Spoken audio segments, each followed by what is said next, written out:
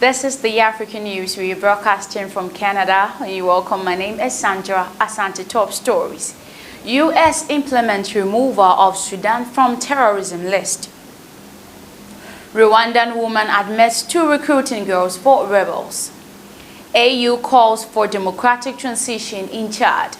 Severe COVID patient more likely to die in Africa. This and more after the break.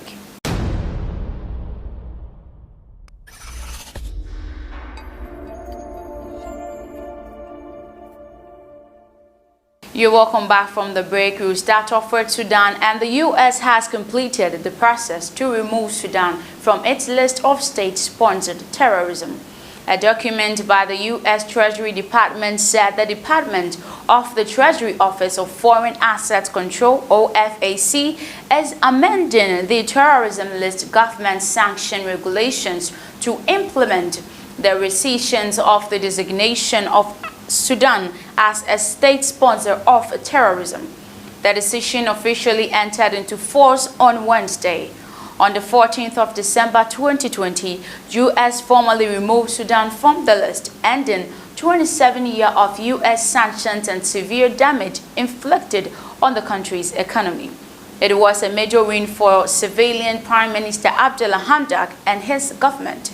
The country was put on the U.S. list after the first attack on the World Trade Center in New York in 1993, when Sudan hosted a number of Islamist militant groups as well as the Al-Qaeda leader Osama bin Laden.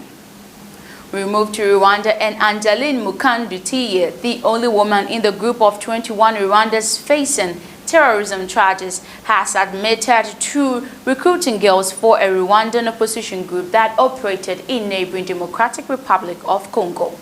The group includes Paul Racine Abadina, the man who portrayed as a hero in the 2004 film Hotel Rwanda about Rwandan genocide. He denied any wrongdoings. Ms. Mukandutiye, 70, showed judges a high court in a capital, Kigali, some of her co-accused who were together with her in the CNRDFLN. The former school inspector fled Rwanda in 1994 and took up a role of commissioner in charge of family and development at the CNRDFLN. On Thursday, she told the court that she believed they were seeking unity and democracy in Rwanda, but denying playing a role in deadly attacks in the country between 2018 and 2019. As commissioner, we were often attacked by other rebels. I thought of what I could do and proposed to our leaders that girls can be given military training to defend ourselves. I mobilized girls and they liked it. I made a list of volunteers and gave it to those who did recruit, she told the court. When asked on the number of girls enlisted, she said there were many, in fact, that's all I can tell you. She denied reports that underage girls were recruited. In the late 2019, the DR Congo Army attacked positions of rebel group and captured many of its members and families. Many of them were repatriated to their home country. Ms. Mukandutiye was arrested on arrival in Rwanda. We move to Chad now. The African Union has called for a democratic transition in Chad within 18 months following last month's military takeover. The AU said it categorically rejected any extension of the transition period. Chad's military council has promised to hold elections within 18 months. It is headed by the son of former President Idriss Déby, who died last month after being injured fighting rebels. There have been regular opposition protests since the military took over, with dozens of activists arrested. We'll talk a little bit more about COVID-19, and patients who were critically ill with COVID-19 are more likely to die in Africa than any other region in the world. A study published by the Lucent Attribute shows that this is due to the shortage of crucial equipment in hospitals that are helpful in saving lives, as well as shortage of specialized staff. About 48% of severe ill patients admitted to a hospital in Africa died.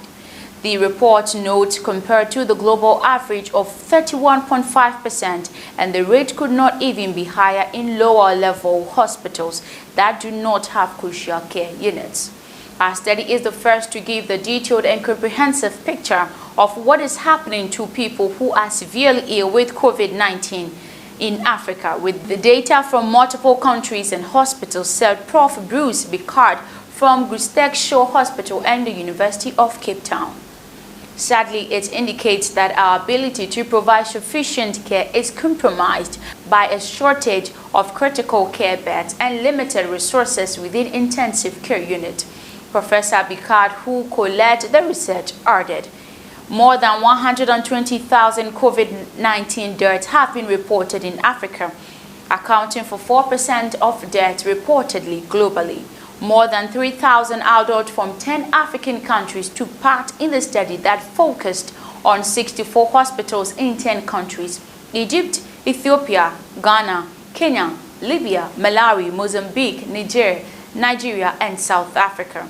The study found that between May and December last year, half of the participants died without being given oxygen, and another 10% did not receive kidney treatment. We will now move to Nigeria, and one person died and another was critically injured after a gas explosion in former Nigerian President Olusegun Obasanjo's library complex in Abeokuta, local media has reported. The explosion occurred in the main event center of the complex as technicians were servicing air conditioning units. It is followed report of similar incident in Ogun State, where the library is located, within a week. The Ogun State Commissioner of Police, Edward Ojogon, told journalists that they were investigating the 4 recent explosion. We want to really find out the cause of the explosion.